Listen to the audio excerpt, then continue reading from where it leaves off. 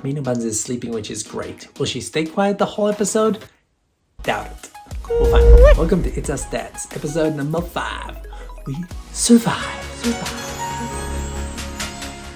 Yep, we survived another week, and I'm here to share with you some key learnings and products that I recommend that have helped Mama and I manage the ups and downs that this one threw at us.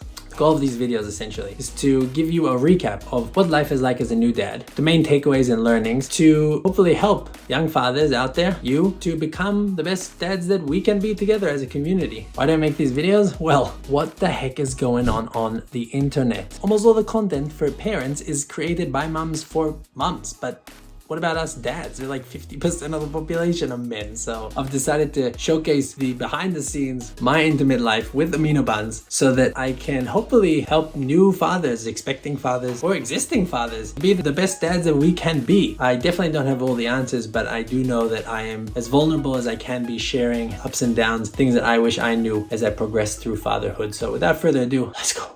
Learning number 1. Amina's young cousin Mia got pissed because Amina's stealing all the attention. Up until now, she's been the youngest in the family and she's been getting all the attention from the grandparents and the uncles and the aunts, and now Amina comes in and steals the thunder. In the beginning, she was all excited, feeding her and holding her, but now she's become jealous and she has some remarks towards us and her mom about the fact that we don't care about her as much. And it makes sense, she's still a child, and it's true that the attention has shifted towards Amina. So what I think is the best way to go about this, and this is not just for our family, it's for anyone out there, it's for all families, is to address it. A one-on-one convo with a sibling and just asking if there's anything that's bothering them. And if they say something, then asking what would they like to see differently. So attempting to extract solutions that come from the child, not from us adults. And I can tell you that things are looking a bit better now. And also the fact that she knows that we are aware of this makes us want to work together. Moving along from jealousy to haircuts. Topic number 2, leaving the home for the first time. It's funny how since she's been born, it just seems like this is our life and our reality. Hard to remember what happened beforehand because we're so stuck in the moment. But it was time to have a haircut. So Mom and I organized our trip to Salt Lake City with a car, but you can't just leave the baby. There's a lot of things to do. As young parents, we needed to make sure that there's enough breast milk in the fridge for someone to feed Amina whilst we're gone. But who's that person? Can't just be a child. It needs to be an adult, which means someone needs to take a day off.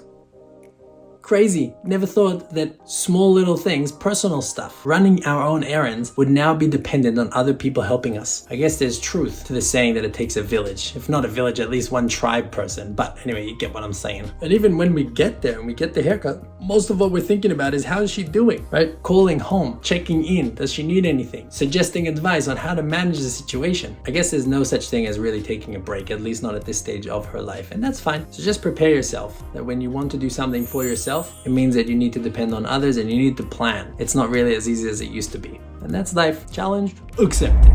All right, topic number 3 is a sensitive one, and it caused a lot of tears for Mom and Amina. And that is that Mom's breasts have dried up. And from what I'm understanding, it happens to a lot of moms out there, but not a lot speak about it. So I just wanted to tell you what the experience is from my point of view, and if this happens to your partner, at least know what are possibilities and maybe why it happens. The other day, I noticed Mom was crying as she was breastfeeding Amina, and at the beginning I thought it was like cries of joy, but I realized once I saw Amina's lips that they were dry, that there's no breast milk. And there are various reasons to why this would happen.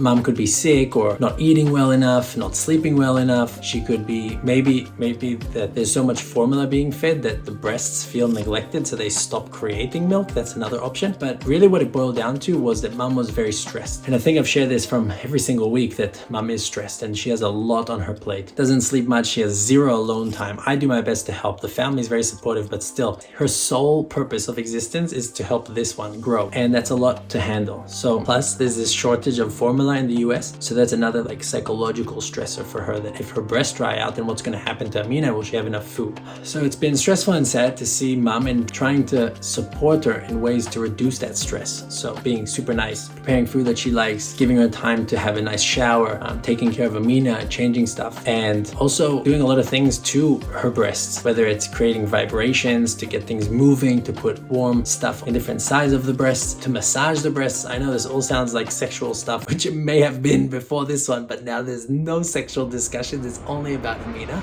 I have to live with that for a while. So yeah, we got some formula, and that also reduces some of the stress for mom because she knows that there's a backup. Get yourself some formula if you can as backup to have. And I suggest making sure that mom logically understands that there is no existential crisis. Amina or baby or your baby will survive. And once I could see that mom recognized that, now she's back to creating milk, which is great, which is probably why this one is knocked out right now. So it's a win-win-win for all of us, including you, because this video is uninterrupted. Thank goodness. Number 4, which is quite relevant to now, is how Amina sleeps or wakes up. And we learned an important lesson this week, which is that she doesn't like to be horizontal. It's crazy. Every time we hold her this way, or on our arms, or hold her on our chest, whatever it is, any position that's not horizontal, she'll fall asleep. The moment we put her down onto a flat surface, her playground, her crib, it doesn't matter, she wakes up, which is extremely bad during the night, you can imagine. No one's going to sleep like this. We hold her like this, put her over our shoulder, hold her on our chest, support her on the arm. Oh, we even put her in this carrier, which I'll talk about shortly. Anything that's not horizontal, she falls asleep, which is great. What are those planes doing over there?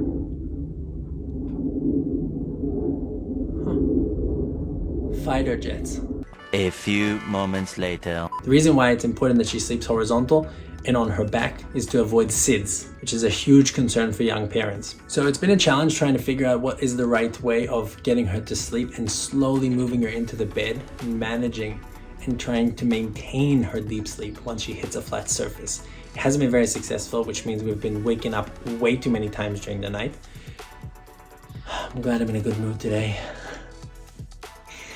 So this learning of ours might help you understand what works for your baby and what doesn't. There's no one rule that works for everyone. That is certain, besides the fact that all babies are cute. Last topic, which relates to the previous one. Topic number 5, we screwed up this week. Previous week, we started this night routine where every 3 hours, me or mom would be in charge of making sure she gets all that she needs. But this week, we were kind of winging it, meaning one person would wake up and then the other, and then this one would say, can you wake up? And it's 2 in the morning, it's 4 in the morning, it's 5 in the morning, it never ends, and we both wake up exhausted. So I strongly recommend that you and your partner come up with a routine that's planned, that's regimented. You know what's going on when. You can of course support each other, but you really want to make sure that you have a plan to best support each other's sleep, because the worst thing is when 2 parents are exhausted, and we've learned that the hard way this week. So I hope that helps you as well. Think of it as a business and you are partners. Like, you want to make sure your business works and is functioning and nothing's redundant and everyone's efficient. So that kind of a mindset, I know it sounds a bit weird, but my family is a business and my life partner is my business partner, has kind of helped shift the way that I see this in order to best execute our deliverable, which is this one. Maybe that angle helps you kind of take in all that I'm saying it. All right, that's it for the 5 learnings of this week. Oh, by the way, for anyone who's new to the channel, my name is Yonatan Belik. On social, I go as Borderless Belik. I'm a content creator, I'm an educator, and I'm a young dad. If you like this video, I recommend you go to TikTok, Instagram, Facebook, whatever, and check out the It's Me Dad series. Every day I make a video for Amina Buns, sharing with her something that happened to her, to us, things that we learned, life lessons, family values, you name it. Fun stuff, sad stuff, the whole shebang. So I'll see you on the other platforms. All right, let's get into this. We have made it to the promised land of product review. This week, we've had 2 things that we have noticed that really helped us. Okay.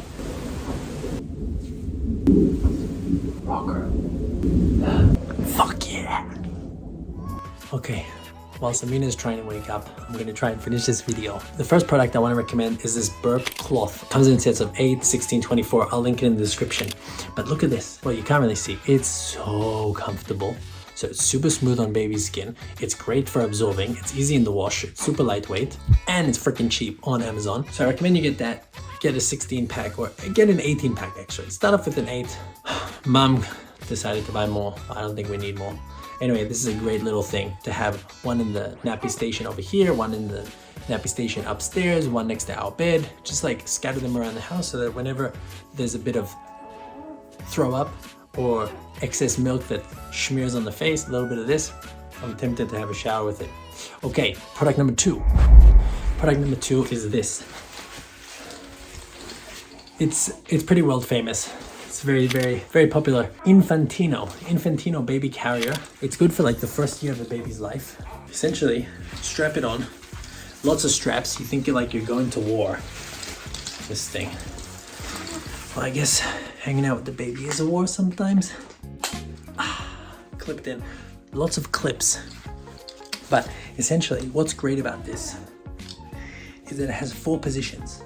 So you can have baby looking at you, small baby, legs go through here. You can also have baby look out and explore the world, which is cool. Bloop. So the bigger the baby, and it has neck support for itself. You can just attach it, connect over here. Boom. Connect. Amina's awake. And then head is out. Also, when the baby's big enough, you can actually put it on your back and go for a walk with it. And you have another clip here. Once the baby's big, you open this because baby has bigger butt. Baby got back. Baby got back. Can't believe I just put Sir Mix-a-Lot in this video. He'd be so proud. I'll throw this little gem in the description as well. It's worth a while because you'll get crazy amount of use out of it. And remember I said that she doesn't like to sleep laying down. I usually pop her in this. Then she gets settled in and she goes to sleep. I take her out and I put her to bed and that's it. Oh, I can't. She's so cute. She's waving. Bye. Now that Amina's back and she's awake, we wanted to thank you for watching this episode. Bye. If you enjoyed it, please like and subscribe and hit that bell. Not too loud so she doesn't wake up. Ooh, dad joke. One last thing is, we really want to create a community of dads out there. There's not too many of them. So please introduce yourself in the comment section. Where are you from? What's your name? Are you a parent? Are you expecting? Anything you want to share with the dad's community is more than welcome. We made it to the end of episode 5. What do we have in store next week? We shall find out. See you then. You want to say goodbye? No, she's back there. All right, we'll see you next week. Much love. Bye.